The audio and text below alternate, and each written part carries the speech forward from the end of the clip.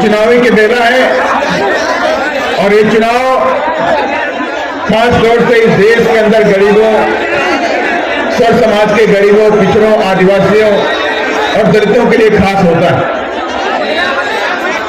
अगर इस देश के अंदर में बात कर लो, ये ऐसा एक मौका है जिसमें आप इस देश में शासक कौम कहला सकते हैं, जिस पर आप हो रहे जुल्म जातियों को भी खत्म कर सकते हैं। अभी हमारे बारिश से जो पूर्व विधायक भी हैं और हमारे प्रत्याशी भी हैं, जसवंत गुजर ने जी ने बताया भी, हिमालय बहन जी हर वक्त लॉ एंड ऑर्डर की बात करती है, कानून की बात करती है। इन प्रदेश के अंदर आपने वो दौर भी देखा पिछले 5 सालों के अंदर कि किस तरह से दलितों पर, आदिवासियों पर, गरीबों पर, सर समाज के गरीबों पर अत्याचार की कहानी, अत्याचार के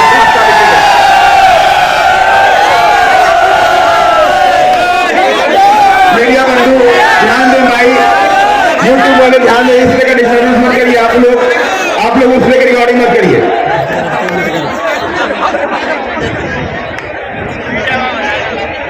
और ये चुनाव इसलिए भी अहम है, इस चुनाव के अंदर बाबा साहब डॉक्टर अम्बेडकर ने हम सबको वोट का अधिकार दिया।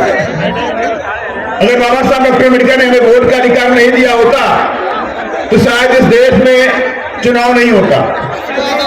और बाबा साहब ये जानते थे कि देश के अंदर लंबे अरसे तक राजा महाराजाओं ने राज किया है, लेकिन लंबे अरसे तक इस देश के अंदर एक बड़ी आबादी इस देश में गुलाम बना के रखी गई। अगर इनको बराबरी का दर्जा देना है, इनको बराबरी की हिस्सेदारी देनी है, इनको समाज में बराबरी का दर्जा दिलाना है, तो इस देश के अंदर इनके हक अधिकार को भी सुनिश्चित करना पड़ेगा और इनकी आवाज भी बननी पड़ेगी। तो बाबा साहब डॉक्टर अम्बेडकर ने हम सबको वोट का अधिकार दिलाया और कहा इसी वोट के जरिए आप पर हो रहे अत्याचार को, इसी वोट के जरिए आप पर हो रहे जुल्म जाति को, इसी वोट के जरिए आप पे हो रहे अन्याय को, ये सब खत्म कर सकते हैं अगर आपने इसका वोट का इस्तेमाल सही किया। और मैं दावे के साथ में कहता हूं कि आने वाले समय में जल्द 25 तारीख को आपके यहाँ वोटिंग हो रही है और आज आपके बगल के प्रदेश में, मध्य प्रदेश में वोटिंग हो रही है। और आज मध्य प्रदेश के अंदर एक बात चल चुकी है, चारों तरफ ये बात गूंज रही है कि बिना बीएसपी के कोई सरकार वहां बनने वाली नहीं है।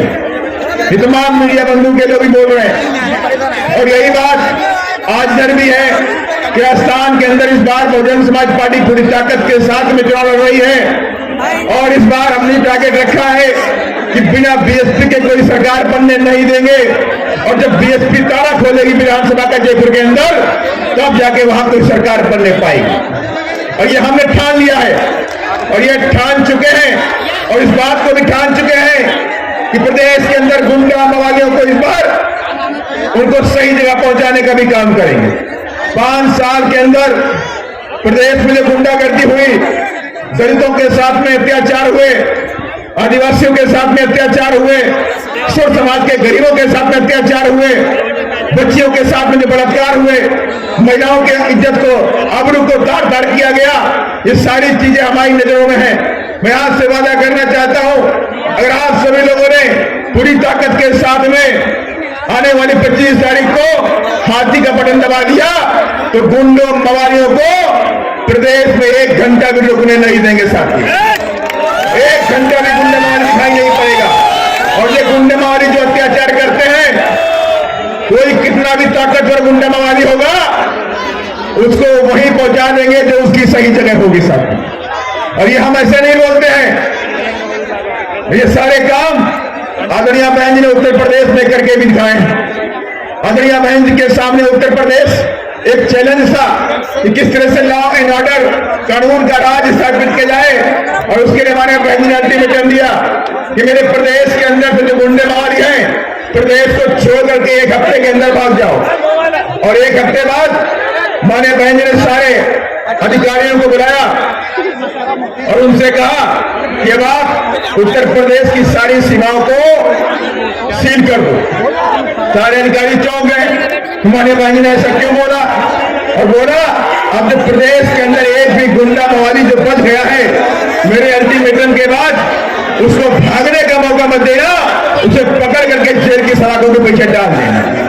और 1 महीने के अंदर पुलिस एक्टिव हुई, 15 दिनों के अंदर 1,61,000 गुंडों, मवालियों को, बलात्कारियों को पुलिस ने उठा करके जेल में डालने का काम किया सर।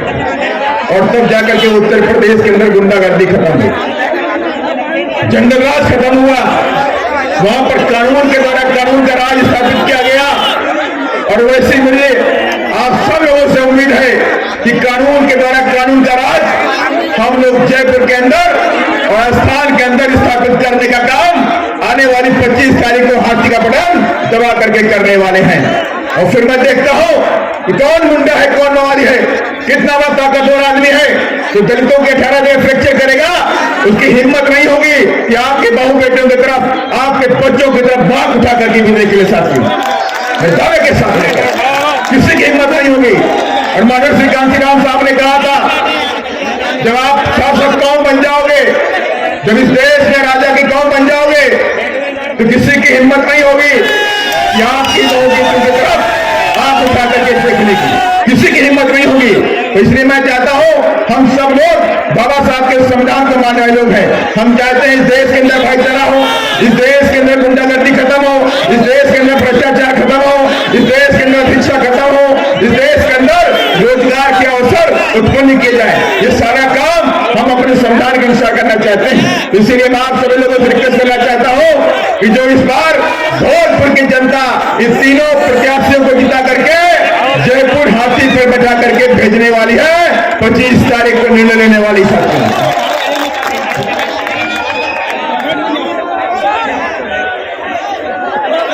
और साथी मैं चाहता हूं मेरे साथ इस बात को लेकर के संकल्प लीजिए कि आप इस बार जो मंच में हमारे तीनों प्रत्याशी बैठे हुए हैं, इनको जिता करके विधानसभा भेजेंगे।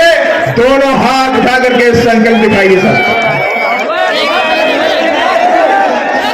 वाकई मुझे पूरा विश्वास हो गया है, मुझे पूरा विश्वास हो गया है इस बार धौलपुर में हाथी जयपुर जाएगा।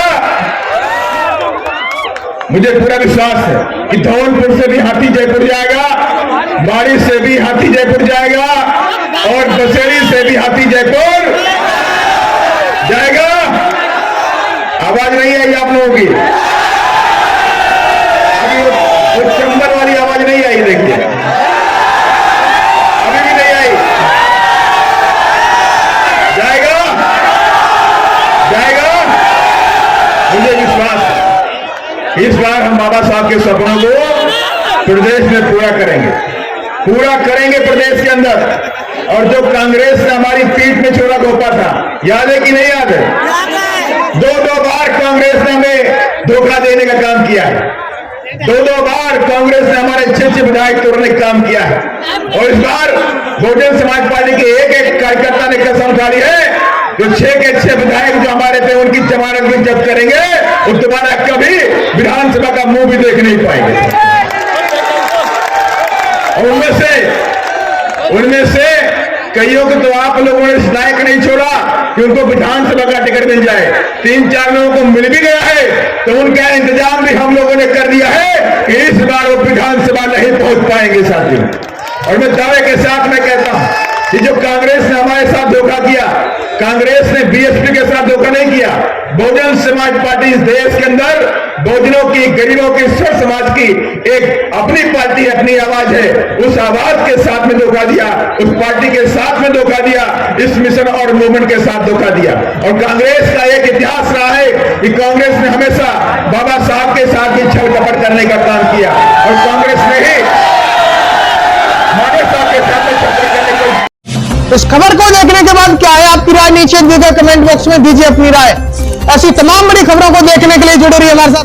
खबर अच्छी लगे तो लाइक कीजिए और शेयर कीजिए, और हाँ, चैनल को सब्सक्राइब कर घंटे वाली बटन को दबाना ना भूलिए। फिर आते हैं आपके बीच कुछ खास खबरों के साथ। तब तक के लिए नमस्कार, जय भीम।